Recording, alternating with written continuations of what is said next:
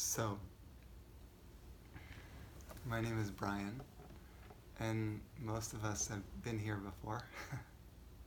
But for those who have not come to a gathering like this, I'll give you a little bit of my background and then what this is all about. So, my name is Brian, and I have been holding these spiritual gatherings since 2012.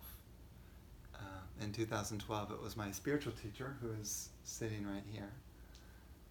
He asked me to leave my old life and set out on the road for 3 years and share the energy with others. So I said, surely I'll do that. Sounds like a good idea. And then and that was a 3-minute conversation that I had with him, so very, very short. And then I went home. At that time it was Austin, Texas, and I proceeded to divest myself of the majority of my material worldly goods. And I sold my car, I sold my business, I donated the majority of my belongings, and I bought a little bed, put a bed in a van. I bought a van, and then I set out on the road and traveled from city to city through the United States and Canada to do these gatherings. And I, being rather a hermit, did not really know anyone throughout the country or in Canada. So wherever I went, it was kind of like unknown territory. So I would always call ahead of time the different yoga studios and spiritual people in the community to see if they might be willing to host a gathering. And if they said yes, I said, fantastic. If they said no, which was the majority of the time, I said, thank you. Anytime. Thank you for the opportunity anyway. So I would come into a town really not knowing anyone and sit down in front of a group of people and hold a meditation or a talk.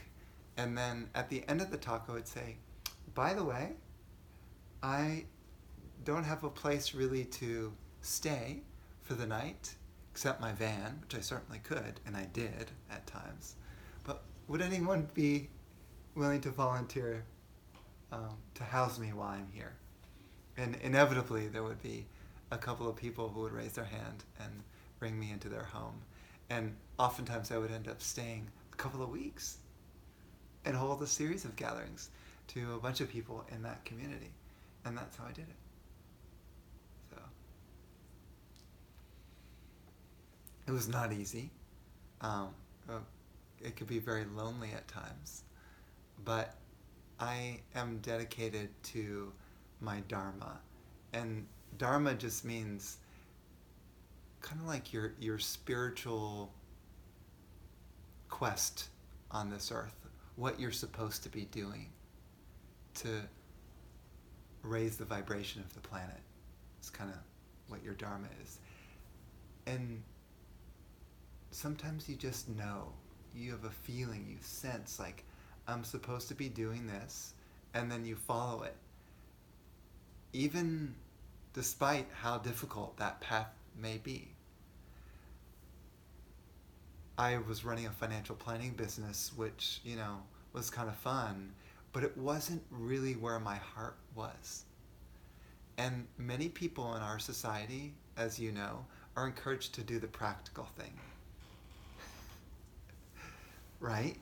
Like, what can I do to make enough money to be comfortable enough so I can fit in? That's pretty much what we're encouraged to do. So we do that, not even thinking about, our childhood dreams or what we really want to do in our heart. So it's interesting that we've gotten into an age where that's the case.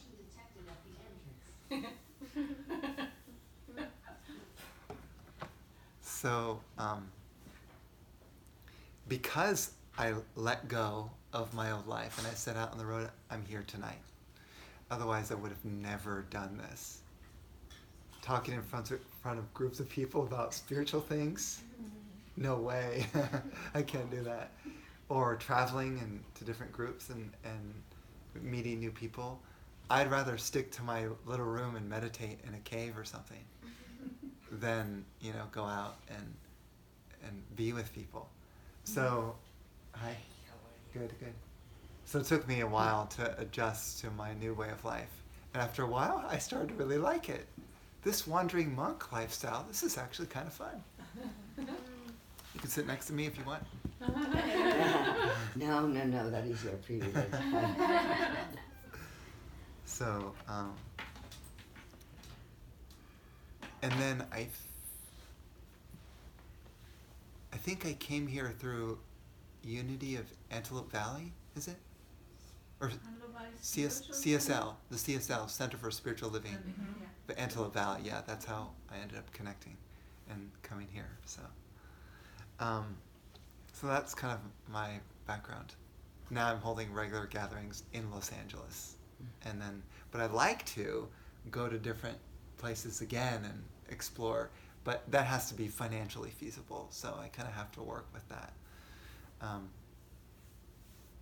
Now, what are we doing here? The word for this gathering is called satsang. That's a Sanskrit word. It comes from ancient India, and it's been done for thousands of years, so what we're doing here is not unusual at all. But we're here in the United States, and it started in India literally hundreds of thousands of years ago, before our historical timeline. They were holding satsang, or these kind of spiritual gatherings, where usually it was a yogi from the Himalayas who would come down and meet with a group of people, and then those people would sit with the yogi and just connect and bathe in the energy, in the presence. And just by sitting in that presence, you could feel the love. You could feel the care. You could feel the joy. You could feel bliss, peacefulness, sweetness. So many amazing qualities would just come through sitting in silence with such a yogi. Now, you might ask the next question, well, what's a yogi? Or I'll ask it for you. I ask myself. Brian, question. So a yogi is someone who has practiced the path of yoga and has reached a stage, we'll call it, of illumination, where their being is clear, their soul is evident. And so when you sit with such a being, their vibration kind of catches on to you. That's what satsang is about. Now, I wouldn't consider myself necessarily as a yogi, but I brought a picture of a yogi who is my teacher, and he's the one who blesses these gatherings tonight. So each person will be assisted by his energy and presence and blessings. So this is why we chant at the beginning, Om Namo Purnam Saranam. His name is Sri Sri Sri Swami Purna Maharaj. Purna means wholeness, completeness, meaning this is a being who is completely conscious. Purna means wholly conscious, meaning I know myself to be everywhere and everything, in all dimensions, in all time, in all space, infinitely present. That's what Purna means. Now, what I just said probably doesn't make any sense. It doesn't make any sense to me, but it sounds cool. Purna, wholeness. You won't know what wholeness is until you are that. Until then, it's only a philosophy. Just an idea. That sounds great. Wholeness. Sounds fun. Let's go after that. Or concept of what that is. But it's amazing when you sit with Swami Purna, how lovely it is. How the heart starts to open and joy starts to emanate from your own heart, just being there. So when I felt that, I said to myself, This is it. I'm supposed to be here and follow the instructions of this yogi. And I didn't know anything about it. It was the first time I met him, and I knew. Because the energy, the presence was so incredible that it touched to the sort of core of my being. It was so transformative that I knew immediately this will be my spiritual teacher this lifetime and the next lifetime and the next lifetime, and that I would follow his guidance to eternity, and that he would be the one to assist me in finally becoming free. Finally becoming free. And then, so what does that mean, becoming free? We have to kind of build on this. Very exciting. Very exciting. Hey there. Hello. Hi. Here's the chair too.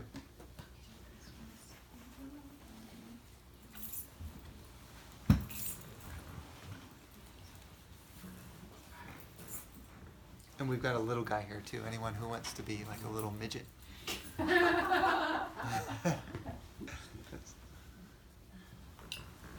So then I go to the next step. Then, so what is freedom? What are we talking about when we say freedom? Is it I broke out of jail and so now I'm free? What kind of jail? What kind of jail? Every person, every human on earth is in jail,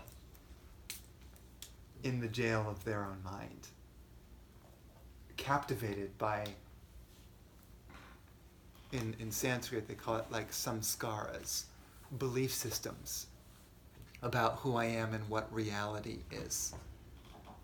This is the construct of your mind. It's made up of your conditioning that you've gained from your parents, your general family members, your society, your environment, your surroundings, everything, even now, conditioning.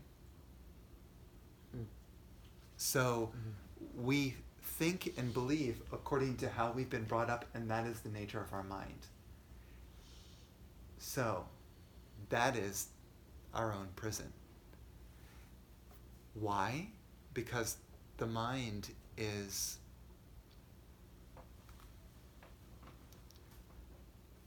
like a box. If this is all that I know from my education and training and witnessing, then I'm in that box. And so I may only be aware of physical things and mental things and emotional things. But the question is,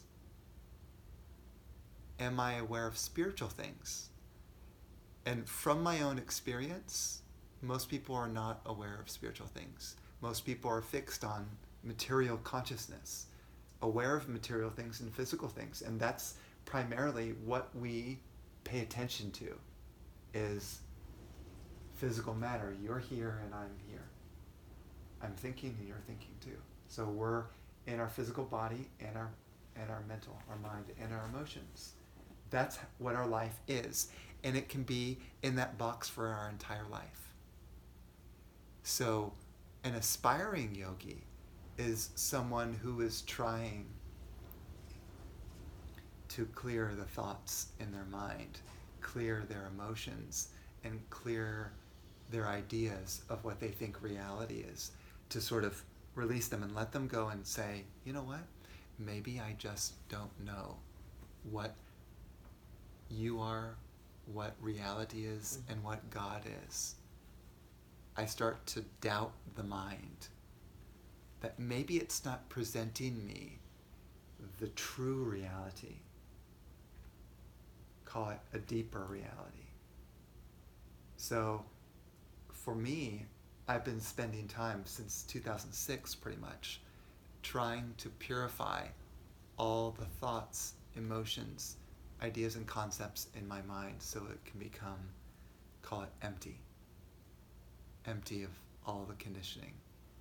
And then, as that happens, I start to experience life and reality differently.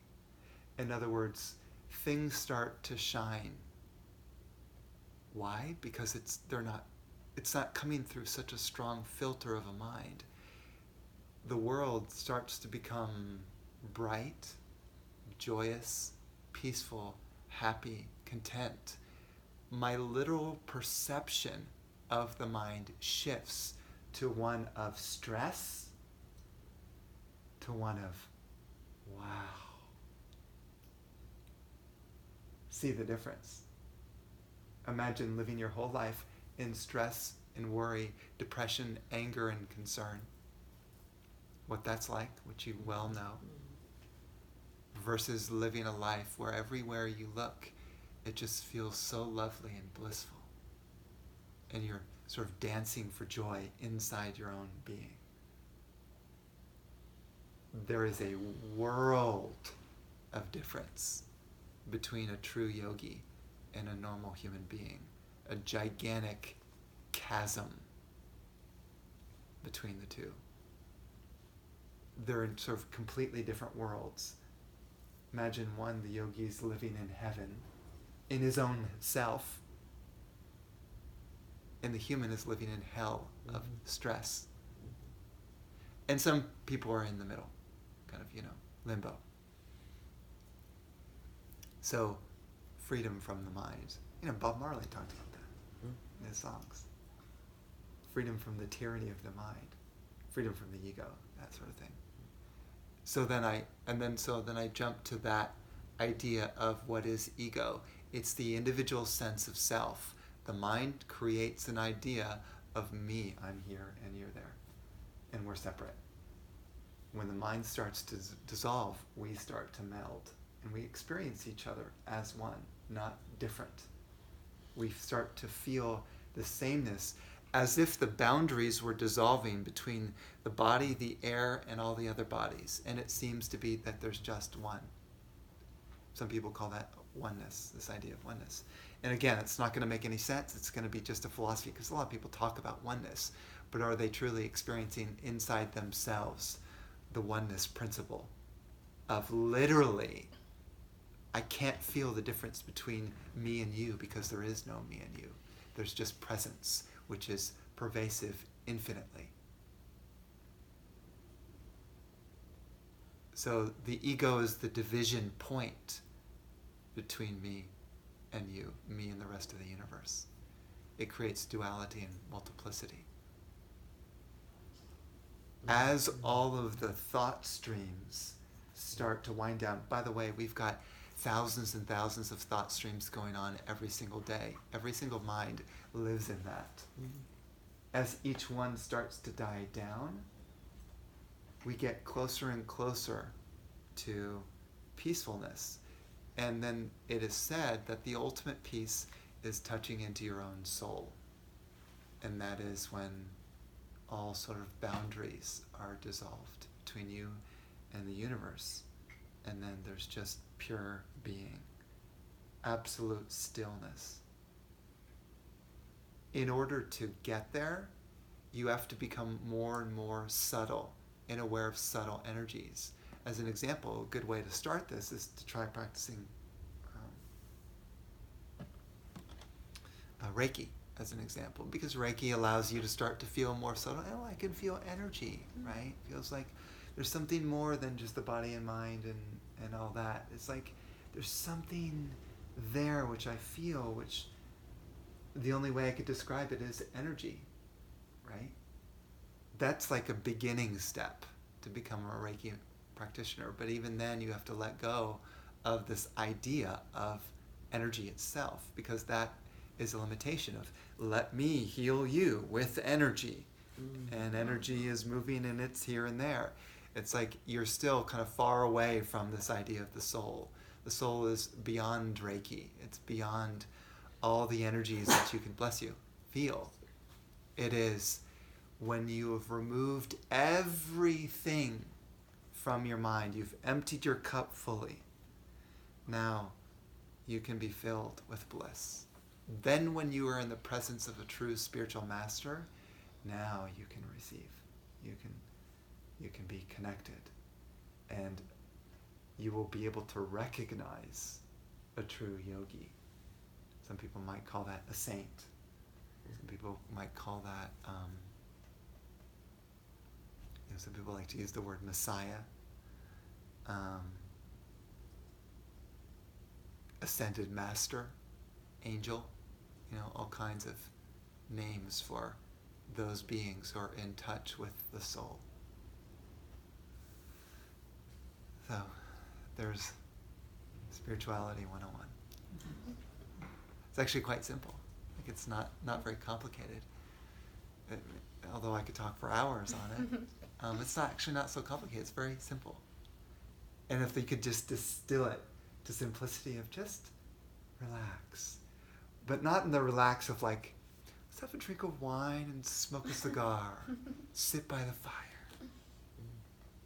Like, it's not that kind of relax. It's, let me explore my inner being and find out who I am. Now that may be kind of stressful at first because the mind doesn't like it. It will start to squirm. You'll notice if I start talking about some of these subjects, you'll start to scratch yourself. You'll start to move around. Oh, my back hurts. Oh, this is getting very uncomfortable when you talk about trying to explore the inner depths of the mind, of the being, because the mind doesn't want to go there. Mind would rather go home and watch TV and smoke some pot, or whatever we do to sort of numb ourselves from going within. All of us have the habits, we eat, we take drugs, we watch TV in order to escape from the craziness of our own mind. That's why it feels so great to do those things. We don't have to pay attention to the craziness of the mind. In fact, you tell a person to meditate for 2 minutes. Just even close your eyes and tell your mind to be quiet. I guarantee you, immediately your mind will start talking to you. And you could even say, Mr. Mind or Mrs. Mind, go ahead and let's just be quiet for a moment so I can relax. And the mind will say, yeah, that's nice, and then continue on talking to you. Which suggests that the mind isn't you. Think about this right now. It suggests that the mind is not you, because when you tell it to be quiet, it still won't. It will still be running. This is a very important thing. The mind is not you. It's a bunch of programs, like an energy ball, that's running around. And no matter how much you try to tell it to be quiet, it just won't. So you know what you do? It's like a donkey. You give it a carrot. You give it a carrot. You say, well, since you like to, watch TV and drink wine or beer, whatever your preference is, eat pizza and all that stuff, it's all fun. It's all fun. Chocolate's great. So let me give the mind something to chew on. Not necessarily a physical carrot, but something to focus on that's exciting. As an example, spiritual talk. That's candy for your mind. You're listening. You're right here. And in the process of listening, you're being dissolved. Your energy is changing. You're shifting into another state of being. This is a trick. This is a trap. That's good. It's like I'm coaxing your mind to come into a state of awareness and presence and relax by talking about spiritual things. That's how it works. Now, another carrot could be mantra, singing of the mantra. It brings your attention into the music. You're listening, maybe you're singing to it. It's the carrot. But the frequency underlying the mantra in the song, this is a spiritual vibration. Your mind doesn't realize that it's dissolving into that spiritual vibration that emanates from the mantra. See, these are carrots.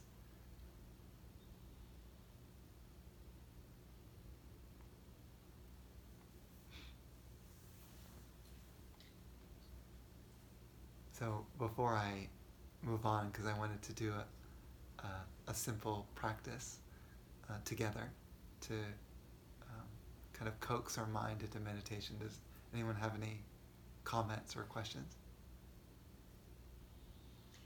I was thinking when I was listening to you, when you said about our mind and the difficulty to let go, I thought in fear, the fear try to take control. And I thought the judgment or the prejudgment, how, we think through our values. Right. And then that clog the possibility to be in presence. Right.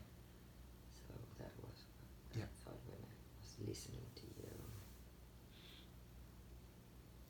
you. You are simply speaking about different aspects of this mind, which is your main block. Yeah. It's kind of like our awareness puts so much stock and attention in our emotions and thoughts that it's now hooked on to that as the reality. And that becomes our reality. We can't see the spiritual side because that seems so real and intimate and so important. Right? And no one's gonna be able to convince you that this mind is, we'll call it, a vast illusion. When I say illusion, I mean that everything that you see, you're putting on to those things that you see a layer of mind. So if I see you, the layers of the mind are you, Glenn, person, male, whatever particular labels that I have for that. When all of the labels for Glenn are gone, in other words, when the mind is no longer engaged in determining what that is, that, suddenly there's a merging with Glenn. No difference. Because the barrier of the mind is gone. Does that make any sense? Mm-hmm. So the only reason that there's a feeling of separation between this and that is because the mind has created it so. But true, pure consciousness, there's no such thing as me and Glenn. There's just pure consciousness. Pure beingness. When the attention goes on to the labels and constructs of the mind, then it becomes separation, and then everything becomes different. And then there's a losing sight of soul consciousness. And the programs of the mind are so strong that we, you could say, and I'm not saying it's impossible, but you could say, okay, well then I'll just work on myself and I don't really need a teacher.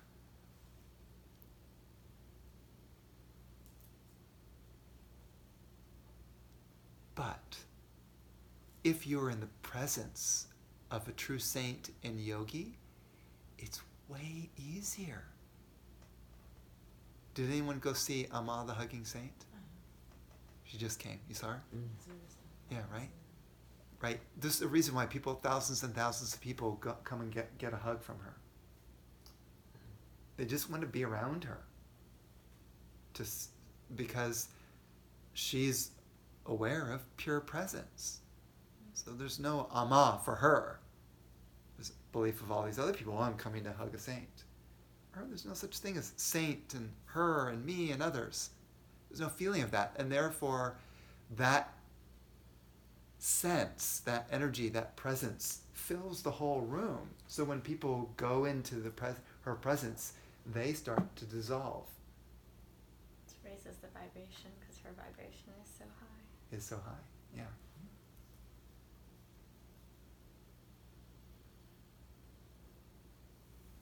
So that really, really helps to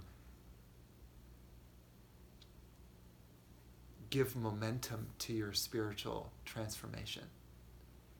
If you use your own mind to try to catalyze spiritual transformation, it's very difficult because the mind is in itself in a box. How can the mind get out of the prison of its own prison? It doesn't know even where to look. So that's why we are here, to catalyze a more powerful, significant spiritual transformation within, to have a direct experience of soul, which sounds kind of funny because it's not an experience, but we have to call it something, so we call it something. Because at that point, if you're in communion with your soul, there's no experience and there's no experiencer. So you can't really say anything about it. It's everything and nothing. Yeah, it's like a conundrum. So the enlightened being doesn't know who he or she is, and doesn't know who, quote unquote, everyone else is, because there's no one there. There's no one there. In normal humans, there's definitely someone there. We get offended, we feel attacked, we feel worried. There's definitely someone there. We can pretend, oh, there's no one here.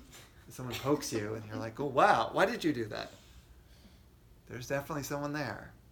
So we have to work on dissolving ourselves. Otherwise, we're always going to be poked and prodded our whole life, lifetime after lifetime after lifetime, going through the same human issues and suffering extremely. Which is your choice. I mean, that's up to you. You can, because everyone has free will. But if you're interested in these amazing states of joy, love, and peace, then why not consider this type of exploration?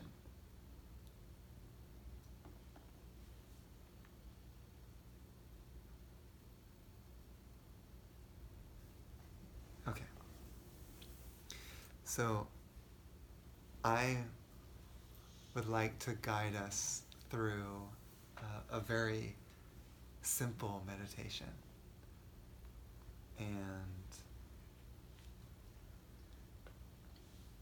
this meditation is for balancing the moon and the sun channels in our energetic system. You don't have to know what that means. You don't have to take any notes. Because it doesn't really matter if you know what moon or sun channels are. It more matters if you can feel what it is that we're doing. If you can really directly experience the meditation for yourself, then you'll get the teaching. So this is the Ida and this is the Pingala, the moon and the sun channels. Yin and yang. Yin and yang, like that. So these channels usually are out of balance, energetically speaking. In our energetic system, they're out of balance. They're out trying to grasp things in the world. So very sort of, if we are very worldly consciousness and so much focus on problems of the world, then these two channels are out of balance. When you specifically balance the two channels, you'll find your mind going into amazing concentration, incredible focus. You know, tasks that you would normally take hours to do, you could do in an hour. That's what happens when you balance those two channels. Concentration becomes unbelievable. And when they're fully balanced, then your energy is in the center channel, the Sushumna, which is the Sushumna channel, or Nadi, is she who devours time. It's kind of a cool concept. When your energy is fully focused on this center channel, then time disappears, distance disappears, location disappears.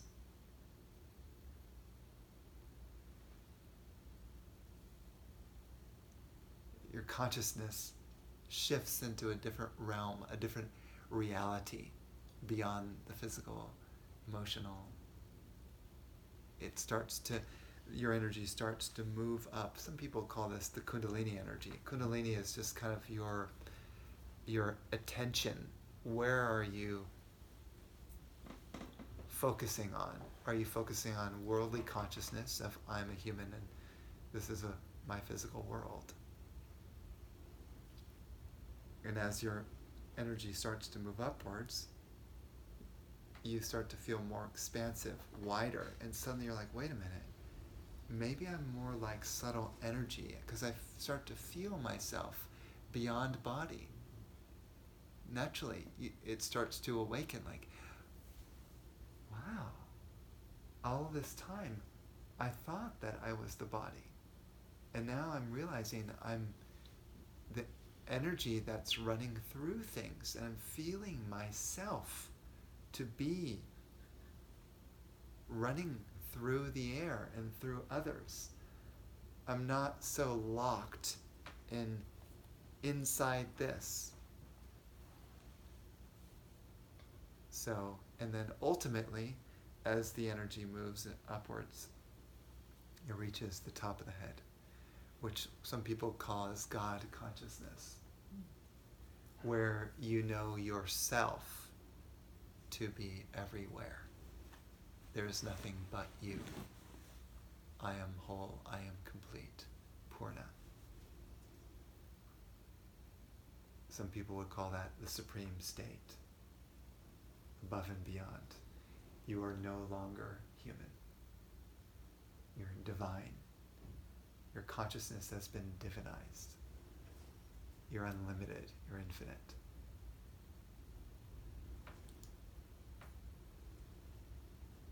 So let's try meditation. We'll start with a breath practice. We'll close our eyes.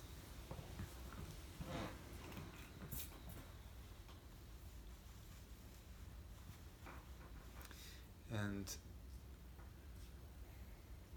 I'm going to take in 11 deep breaths in and out through the nose, slowly, and just focusing on the breath itself. So take in a deep breath through the nose.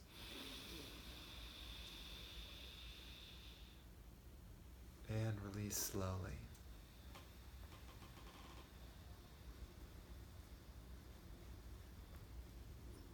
Inhale deeply.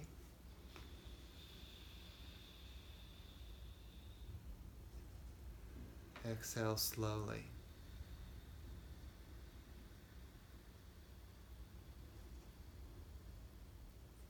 Breathing in.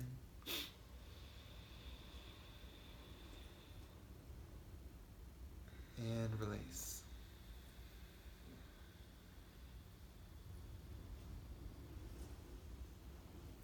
Deep breath in.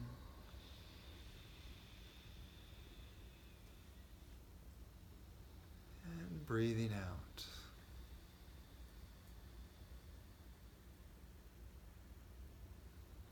Inhale slowly.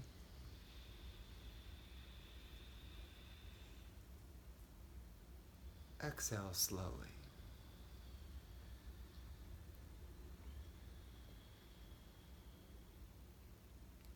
Deep breath in.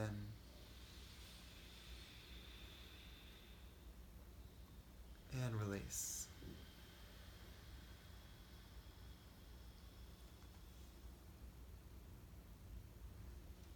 Breathing in.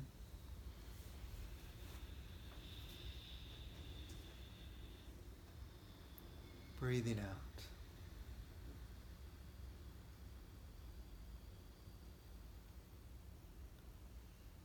Inhale.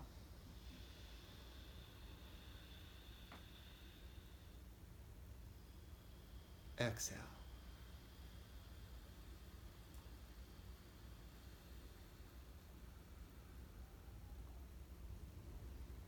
Breathing in.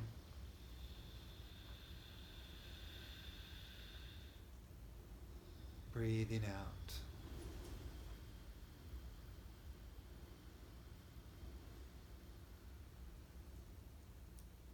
And one last deep breath in.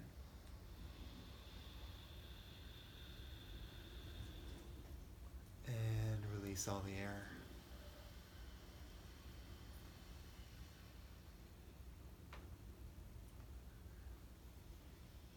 And we gently relax.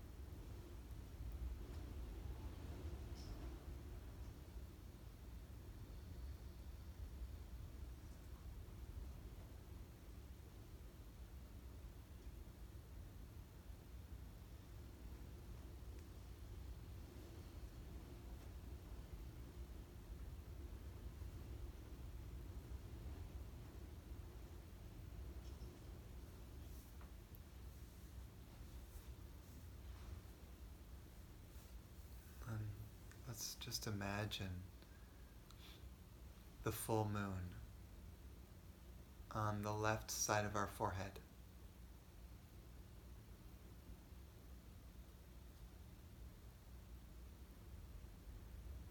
And then at the same time, imagine the sun on the right side of the forehead.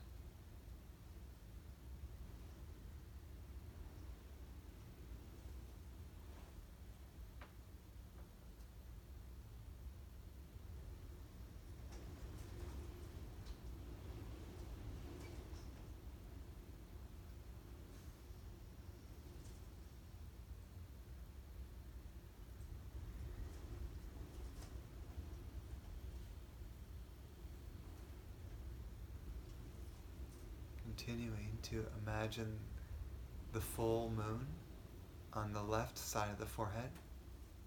It's cool, white. And on the right side of the forehead, the full sun, radiant, warm.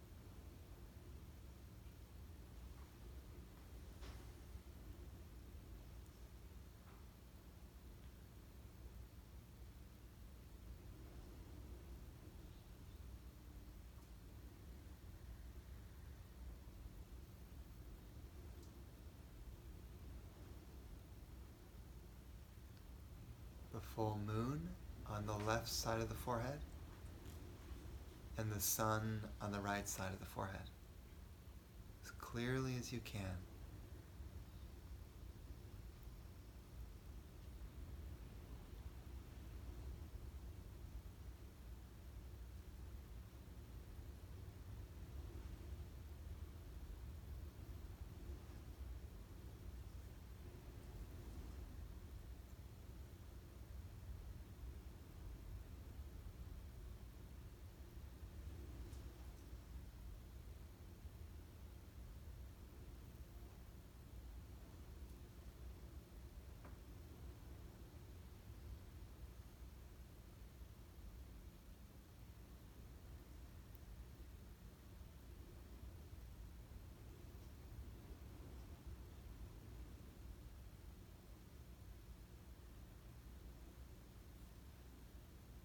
And then just let go of the image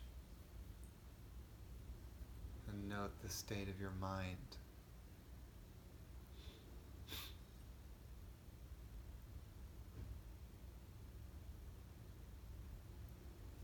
Having the intention that the Ida channel and the Pingala channel are balanced completely.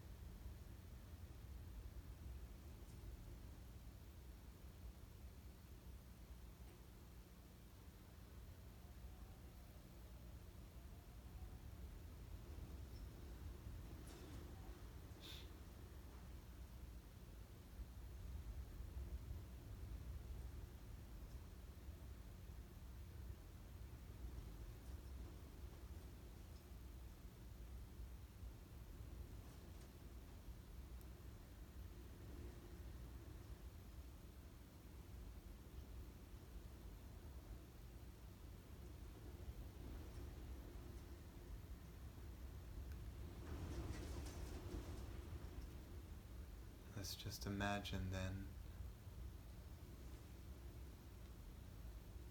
a clear white light at the very bottom of the spine.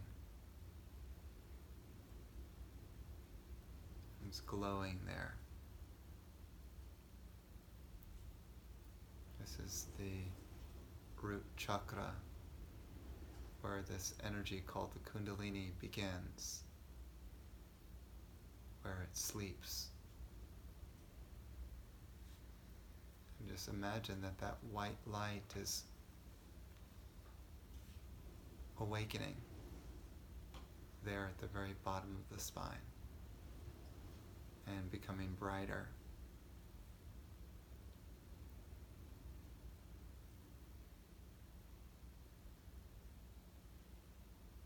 And then imagine that that white light is moving slowly up the spine, passing through any blocks, making a clear pathway up the spine. It enters into the sacrum area, or the sacral chakra.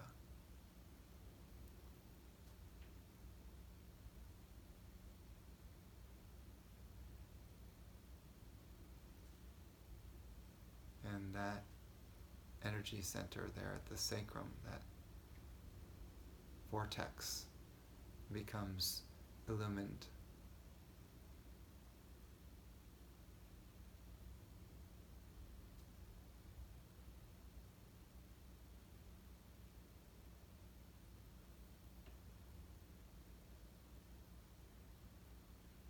And then very slowly that white light moves further up the spine until it reaches the solar plexus chakra, which is the center of the abdomen, at the back of the spine.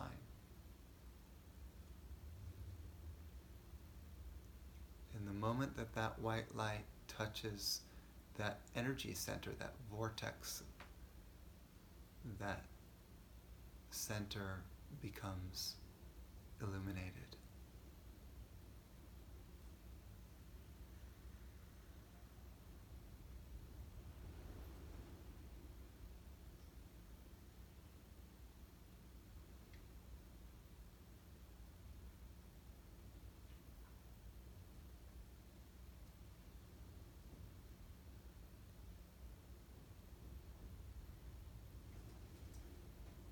And the white light moves further up the spine, breaking through any blocks until it reaches the heart chakra, the center of the chest, at the back of the spine. And the moment that the light strikes that energy center, it becomes illuminated there.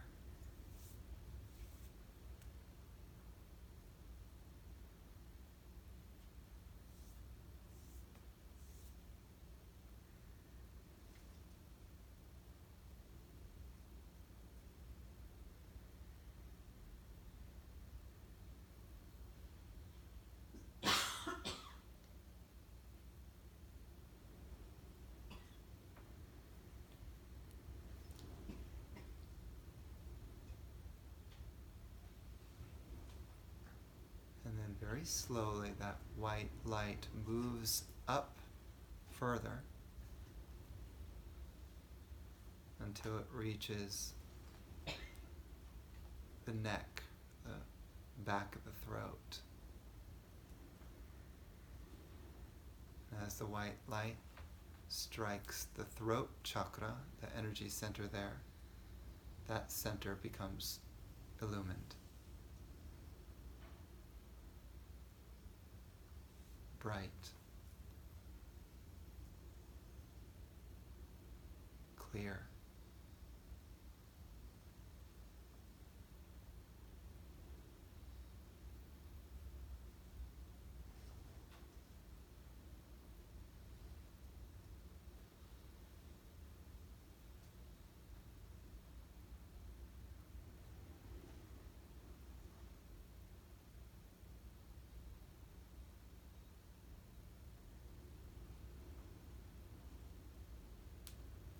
light moves up the back of the neck and then into the third eye at the center of the brain. And as that light strikes that energy center, it becomes illuminated.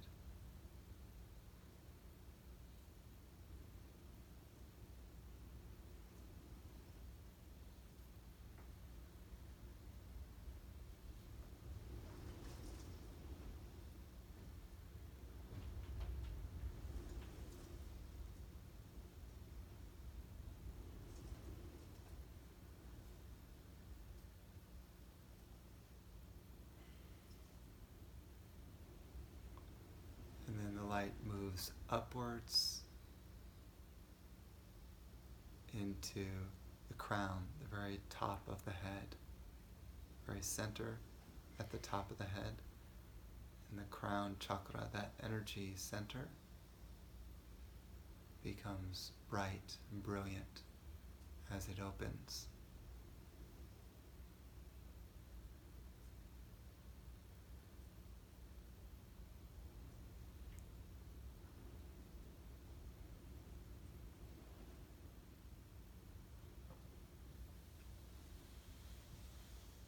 And just imagine a beautiful white lotus flower at the top of the head, sitting on top of the head. There's 1,000 petals, and each one of those petals, one by one, lights up.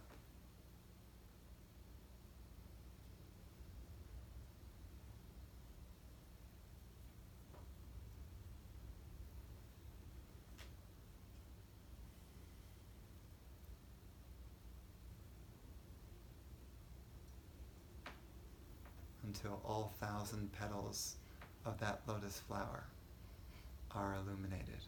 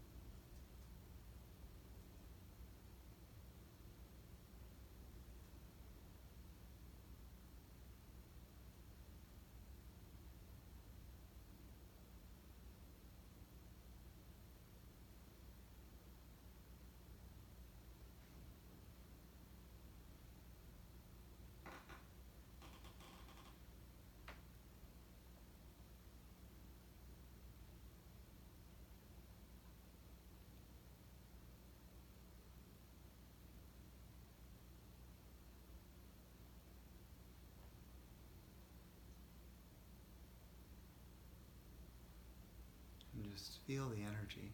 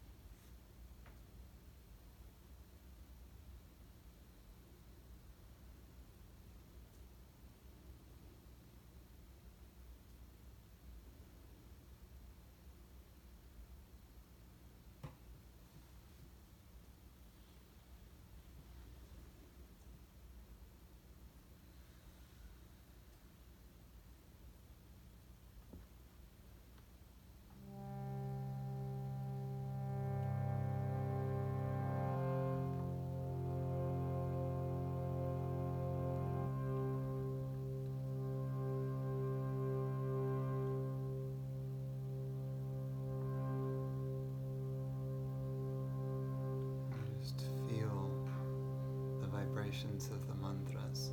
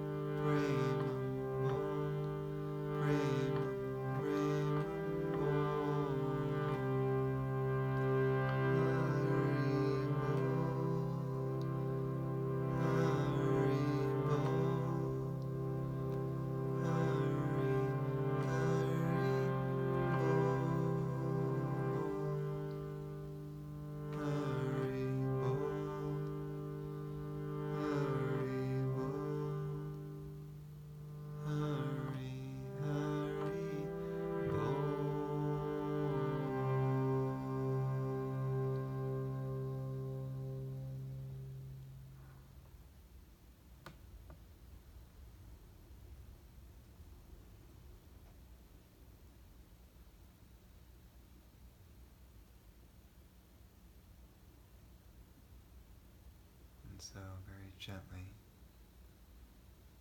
we come back to the room and our seat.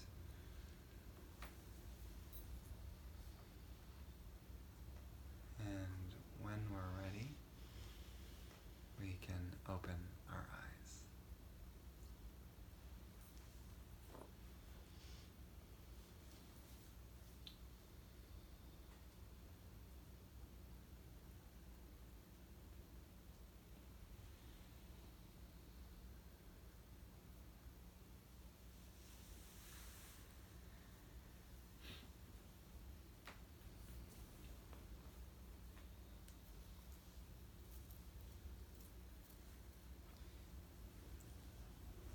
And then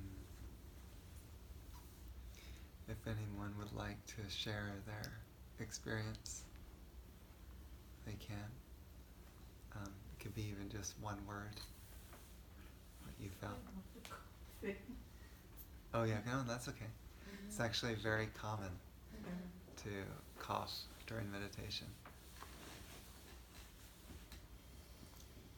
Felt my heart chakra expanding, and I do Reiki, so I felt a lot of Reiki flowing through me and around me. So I felt everything start to warm and lift, and the vibration getting higher. Beautiful. Yeah, thank you. Any other comments? Your experience? Yeah, it happens a lot, but I always go so deep that I actually stop hearing. I can't hear, like I don't hear you or follow it, or I'm not like sleeping, I'm not conscious of you, so I have this kind of merging of just all things and there's nothing. Yeah. that's a good state to be in, when you can't hear me anywhere. Yeah, there's, I'm just saying so. Yeah, that's good. Any other comments? I'm always careful that I don't fall off the chair. Possibly I go out. Poof. Yeah. One word, poof. It's a nightmare for me. Simple words sometimes are the most effective. Any other comments that people have about their experience? Yeah, it's very bright. Just like clear, bright, like a shower of bright light. A shower of bright light. I like that.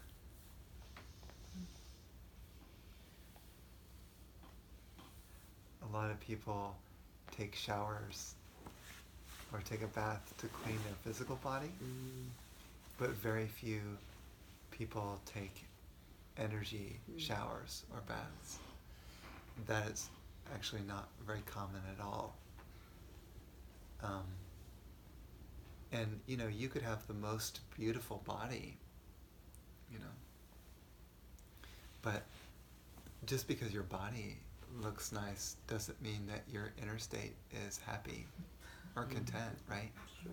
You could be the most beautiful model in the world and still feel alone. It's interesting. So we could spend our whole life actually trying to fix this body to make it better. But does the body go with you when you pass on? Right? Body returns back to the elements. It's made of the 5 elements, so you're not going to keep it. What do you keep then, if not the body? It's not like, your body dematerializes and ascends into space and follows your soul along or something like that. It doesn't happen. It goes, this is borrowed matter from earth, fire, water, air, right? Borrowed. It's being borrowed. And then when it dies or when it passes on, it goes right back to where it came from. So you're definitely not taking it along.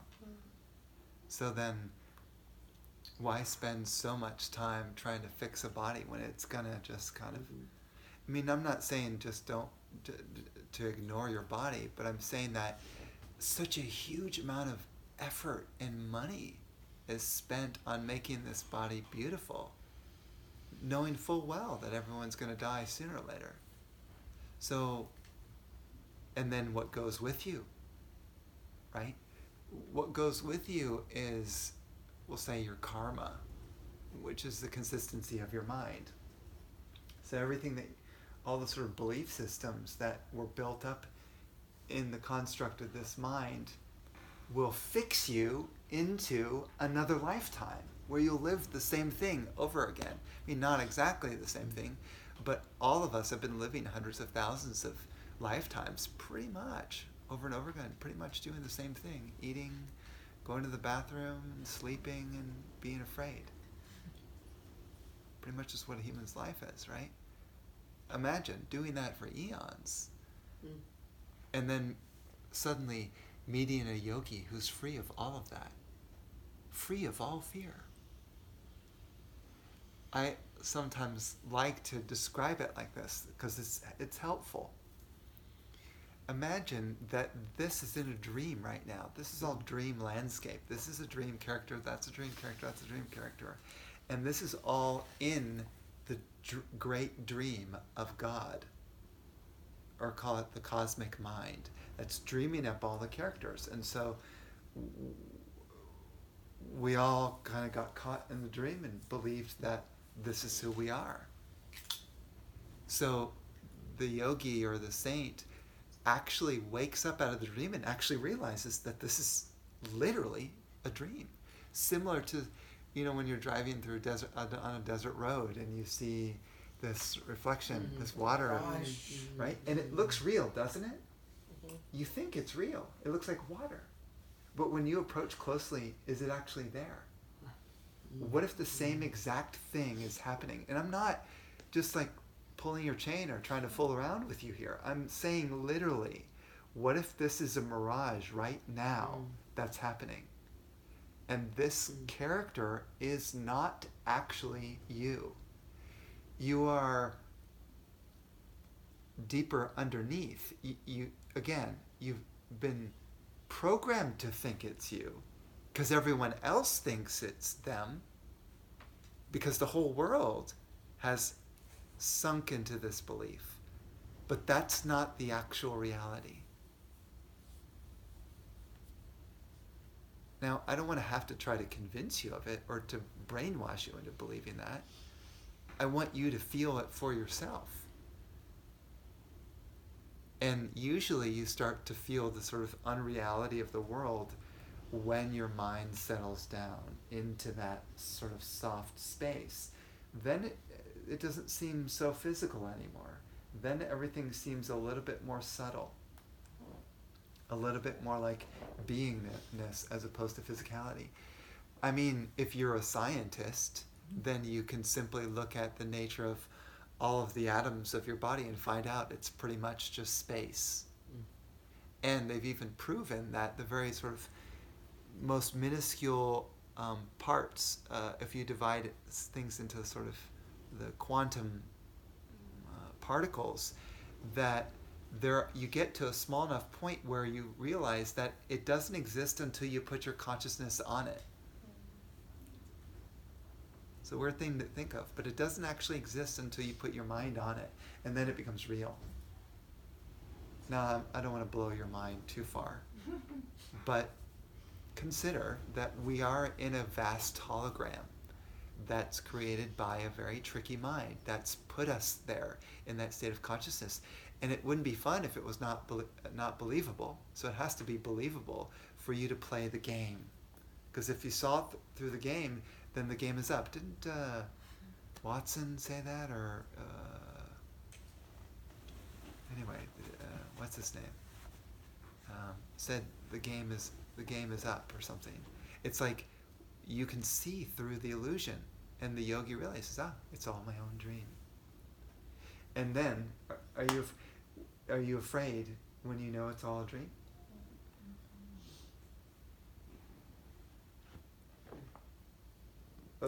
A good example. You're in a dark cave. You're groping around in the dark. You can't see anything. And suddenly you feel something hanging from the wall. You think it's a snake, and you leap up in fear. Then you light a match. You see through the darkness, and you realize that it's just a rope. But your mind experienced great terror because you touched this rope, but your mind thought it was a snake. So the mind right now has projected the snake onto the reality and believes that everything is scary and real. You have to light up the match. And when you illuminate the cave, you realize, there's nothing to fear. When your fear is gone, I'm telling you, your life will be so joyful and happy. You will be skipping in glee every day. You will be so happy. You won't be worried about anything at all. You have money, you don't have money. You have friends, you don't have friends. It doesn't matter even what happens in your life. You are so joyful all the time, radiantly happy. That is a state of illumination when the cave becomes bright and you see the snake for what it actually is. That's how it works. That's what enlightenment it is. That's why everyone is searching for this. Every soul is heading down that path. And you will walk down that path sooner or later. And you will find your soul sooner or later. And you will break through the illusion at some point.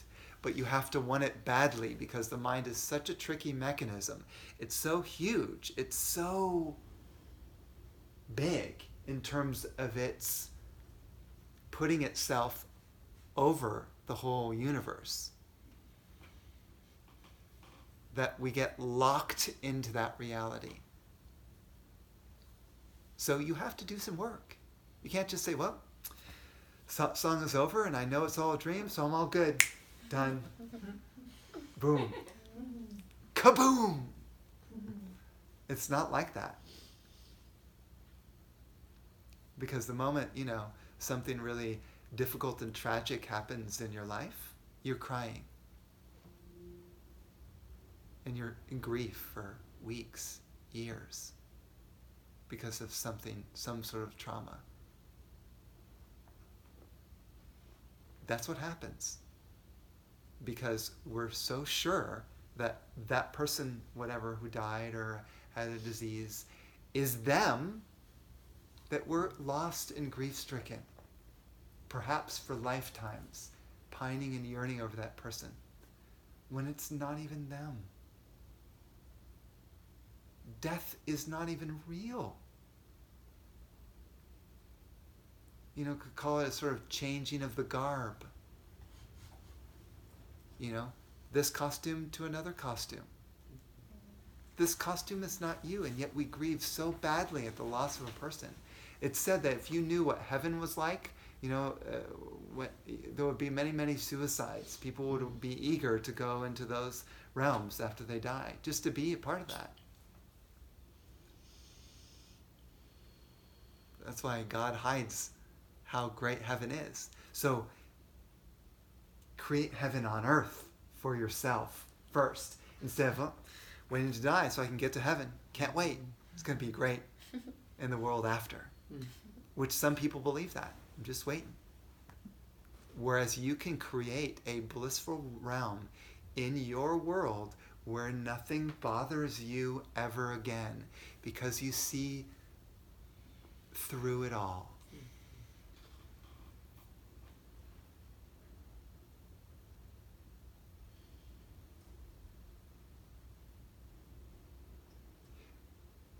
I'm trying to suggest that this is rather important. Some people come to these gatherings and, that was a good show or something like that. It's like going to a show, watching a TV show and going, oh, that was nice. I had a nice time and I was entertained and I felt kind of relaxed. I'm all good, right? No, this is a way of life.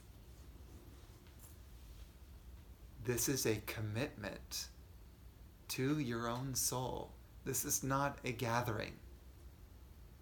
We are trying to save your own soul, save you from another 100,000 lifetimes of suffering and pain. Do you know why great high beings get incarnated on this planet? Simply by compassion.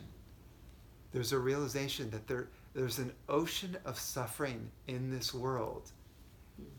And it's very difficult. This world's no joke.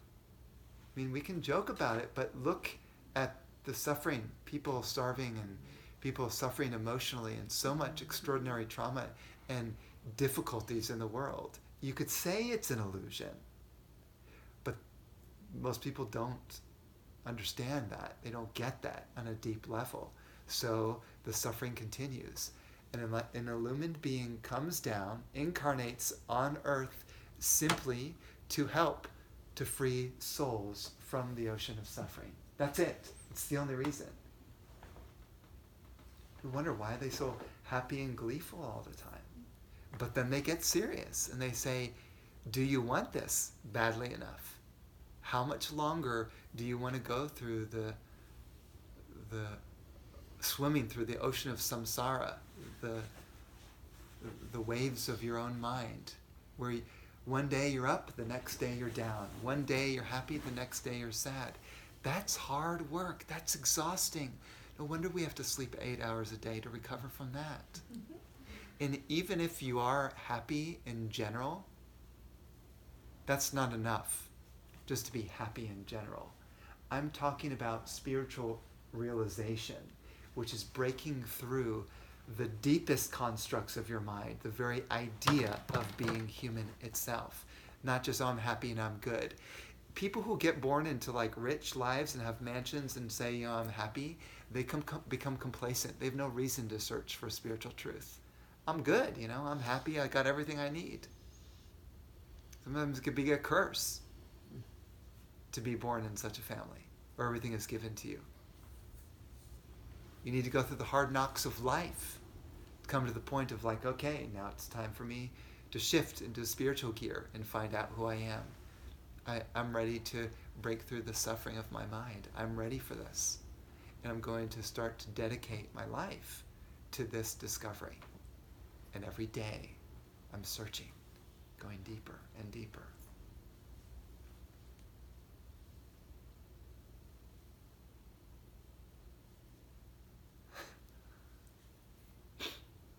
That's called a pep talk. Okay, so we'll chant another mantra together. A very easy one that all of you can do. And this one is Hari Om. And Hari Om, you know this one, means hurry home. Hurry home. This is not your home. This is not your home. This is not your home. Your home is so far beyond this. It's Hari Om brings you back to your beingness.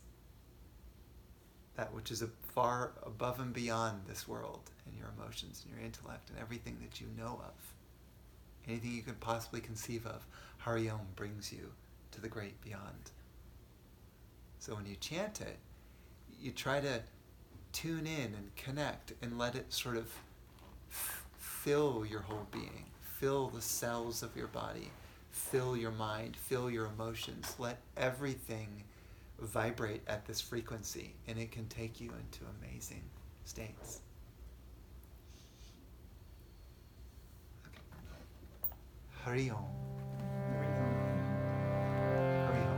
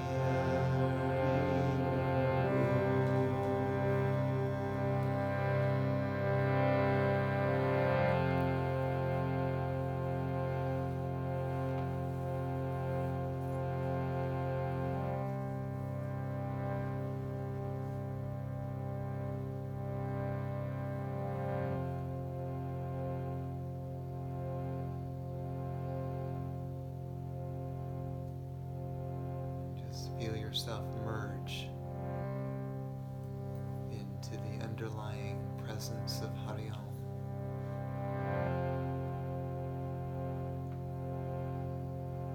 Underneath all of this reality, all of these experiences, there is Hari Om.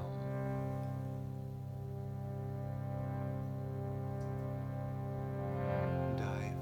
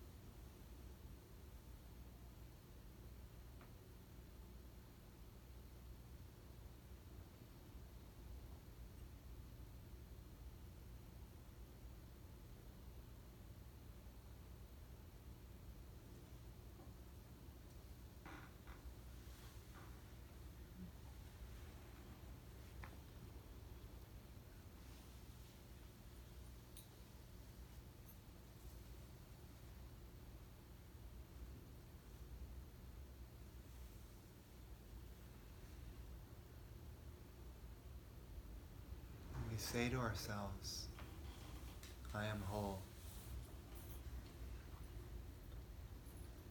I am complete.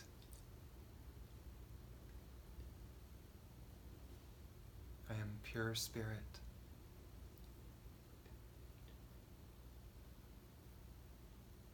I am infinite.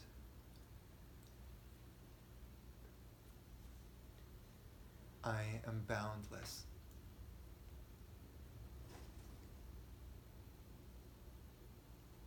I am free.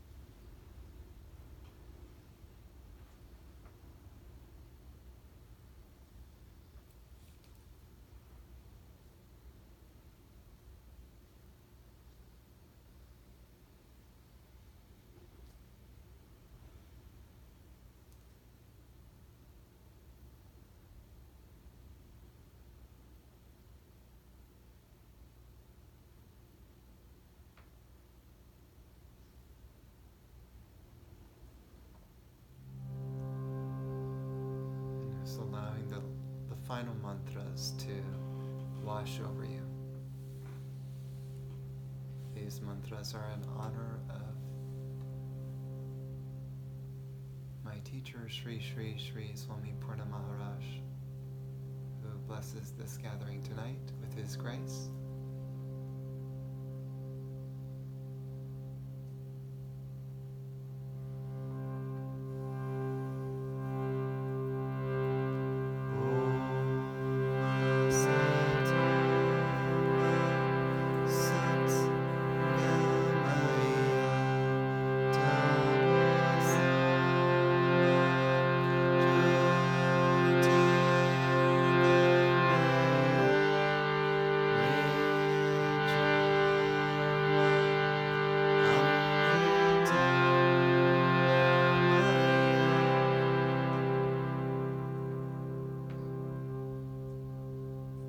Lead us from untruth to truth.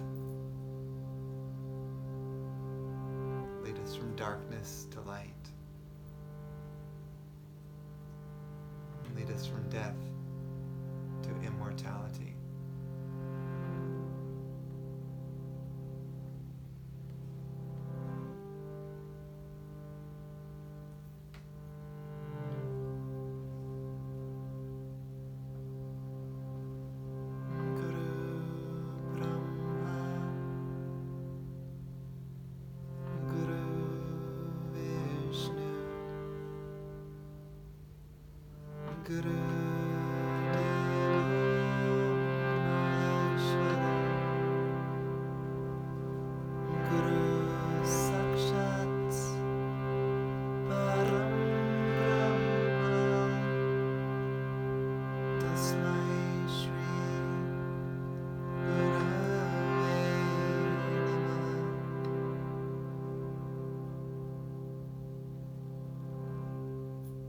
Guru is Brahma, the creator. The Guru is Vishnu, the sustainer. The Guru is Shiva, the dissolver. The Guru is indeed the supreme being.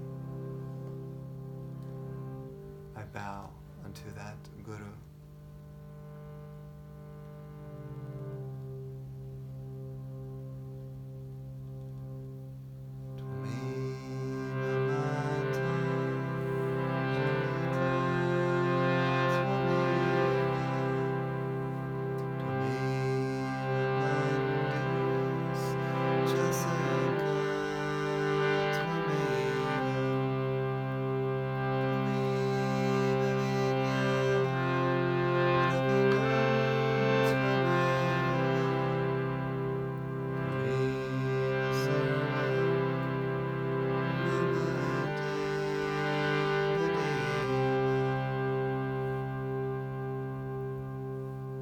You are my mother, yes you are.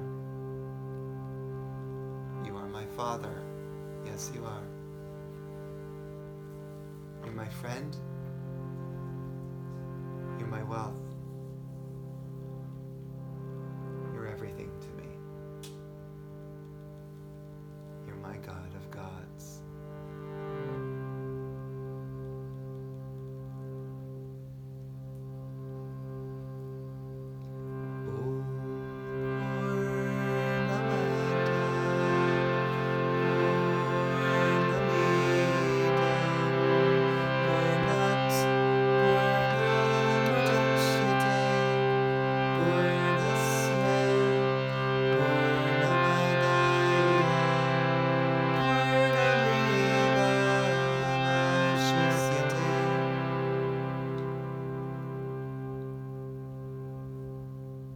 This is whole. That is whole. From wholeness comes the whole. When we take away the whole from the whole still remains whole.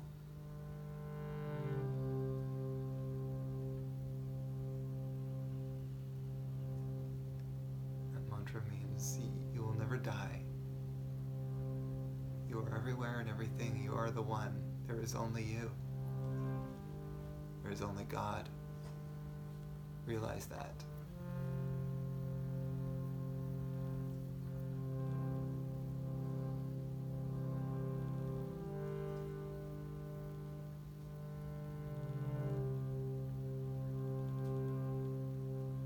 We place our hands in prayer position in front of our heart. And we'll chant